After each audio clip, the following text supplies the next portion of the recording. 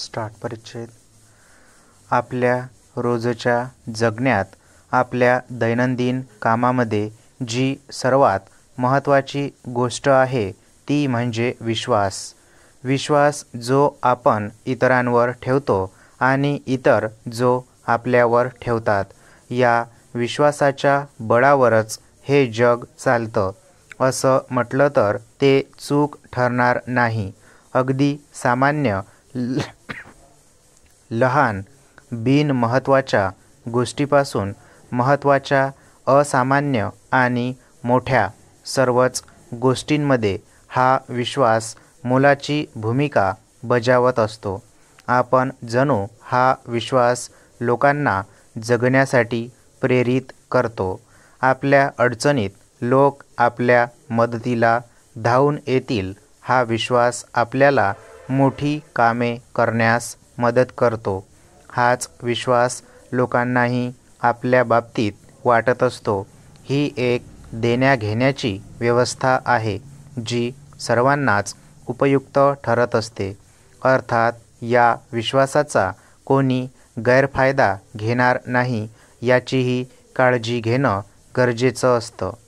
आंधळेपणानं कोणावरही विश्वास ठेवणे हे चूकच, पण त्याचवेळी अशी एखादी वेळ येते की जिथे विश्वास ठेवण्यावाचून गत्यंतर नसते. अशावेळी होणारा तोटा लक्षात घेऊनच धोका स्वीकारायलाही तयार राहायला पाहिजे. परिच्छेद. आपला विश्वास कोणी तोडला असेल तर एकदम त्या व्यक्तीशी संबंध तोडण्याऐवजी ती व्यक्ती असे का वागली याचे कारणे आधी समजून घेण्याचा प्रयत्न करा. परिस्थिती अनेक वेळा माणसाला नको त्या गोष्टी करायला भाग पाडत असते. ही आपली जबाबदारी आहे की समोरच्याला त्याचे म्हणणे सांगण्याची संधी आपण द्यावी. एकदा मोडलेला विश्वास पुन्हा बसणे कठीण असते. त्यामुळे आपल्या बाबतीत जर असे काही घडले तर आपण जसे वागू तशीच वागणूक समोरच्या माणसाने आपला विश्वास तोडला तर आपणही वागायला हवे. दुसऱ्यावर आपण जेव्हा विश्वास ठेवतो तेव्हा त्याच्यावर आपण एक जबाबदारी टाकत असतो. तसेच त्याच्या कामाबद्दल, त्याच्या क्षमतांबद्दल आपल्याला असलेला विश्वासही आपण त्यातून व्यक्त करत असतो. त्यामुळे विश्वास हा योग्य व्यक्तीवरच टाकला जाईल याची आपण काळजी घ्यायला पाहिजे.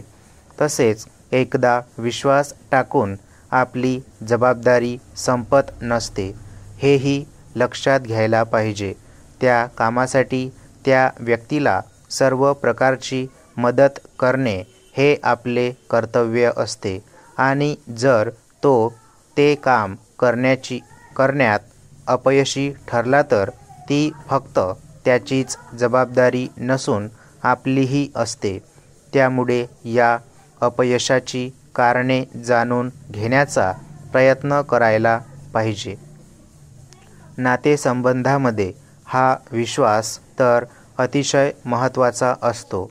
हा विश्वास कोणत्याही कारणाने कमी होणार नाही याची काळजी घ्यायला हवी. ती घेण्यासाठी समोरच्याला कायम समजून घेण्याची मोकळीक आपण स्वतःलाच द्यायला हवी.